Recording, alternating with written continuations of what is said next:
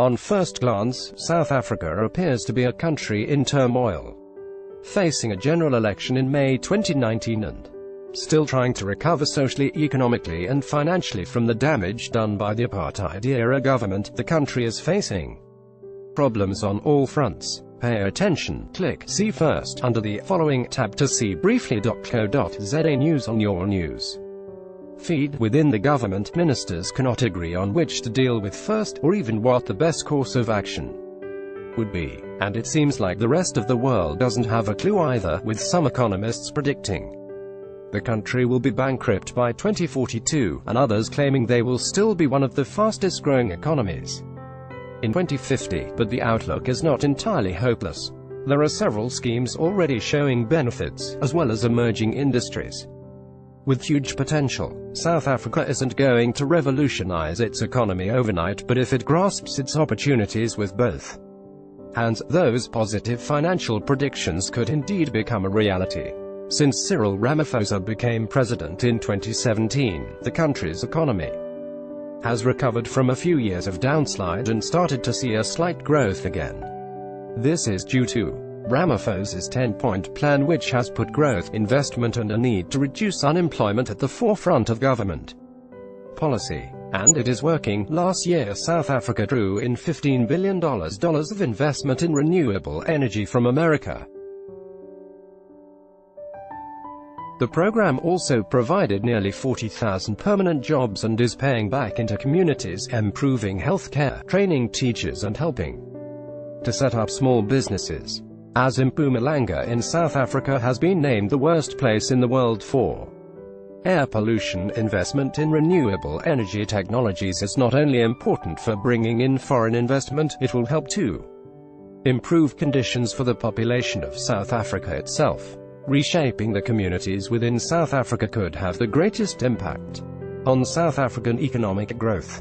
34% of the population live in rural and remote areas, where unemployment rates are as high as 86%. As a result, crime figures are rising, making rural business very nervous. In a bid to keep crime down while increasing employment, the government have started recruiting local people into a reserve police force. Pay attention. Save mobile data with free basics. Briefly is now available on the app. With such high unemployment rates, it is no surprise that the percentage of the population living in rural communities is steadily decreasing as more people are drawn to the opportunities available in the cities. Ramaphosa has declared that he wants people moving closer to economic centers, so that they have a greater chance of finding jobs, which in turn means that they will be contributing to the growing economy.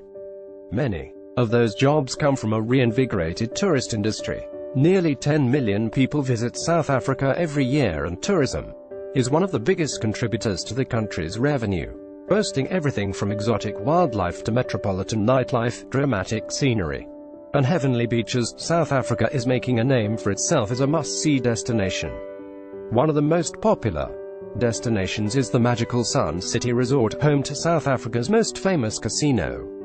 Gambling was illegal in South Africa until the democratic government took over in 1994. 2 years later it was properly regulated, and now the gambling industry is another of the country's biggest money makers. Popular with the native population and tourists alike, top financial forecasters are predicting that gross gambling revenue could reach $38.4 billion by 2020. A much-needed injection of cash into the ailing economy. However, there are many that feel that the government is undercapitalizing on the gambling industry. A bill is already under consideration to tighten the existing gambling laws, which would ban bets on all sporting events as well as limit the number and types of machines available in casinos.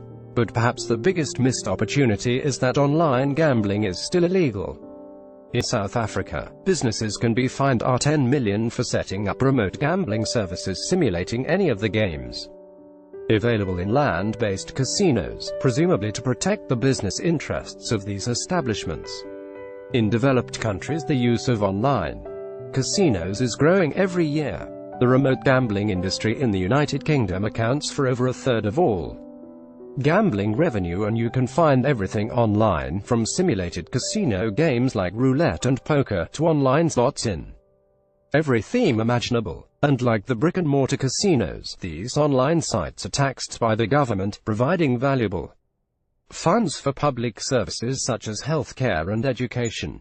With the current financial demands placed on the South African government, perhaps they should be considering online casinos as a viable source of income. Read also, SA has its first female submarine officer, Lieutenant Gillian Malau. But South Africa isn't only looking at developing new technologies. Historically, much of their economy has relied on agriculture and mining, both of which remain vital to the economy today and are still rapidly growing industries. In farming especially, South Africa has a number of competitive advantages over the rest of the world. The vast quantities of farmable land, rich biodiversity, and access to marine as well as land crops mean that South African exports have become vital to the world's food sector. Out-of-season crops can be exported to the Northern Hemisphere, ensuring year-round availability for many fruits and vegetables in Europe. The development of new mass farming techniques and technologies have been well implemented here, meaning that South Africa's agricultural sector can compete on a global scale. Their mining industry, too, is home to world-class processing plants and leading technologies. The only issue here is the finite quantity of resources, although it will be a very long time before the vast reserves of South Africa are depleted. With so much potential growth, it may be hard for some to understand why South Africa's financial outlook is considered bleak. However, the huge debts accrued before the regime change in 1994, which crippled the economy, took a long time to pay back. In that time, money that could have been spent locally helping the broken country to heal was sent abroad, and the newly formed democratic government have been handed a difficult situation, without necessarily having the experience to deal with it effectively. It has even been suggested that the government itself is contributing to the problem by refusing to reduce spending in line with the low economic growth. Whatever the final solution, it is unlikely to be a quick, clean one. Reduced spending, continued growth of existing industries such as agriculture and tourism, or even the creation of a new one due to legalization and taxation of online gambling. The answer for South Africa is out there somewhere. Enjoyed reading our story? Download BRIEFLY's news app on Google Play now and stay up to date with major South African news. Source: briefly.co.za. Let's block ads.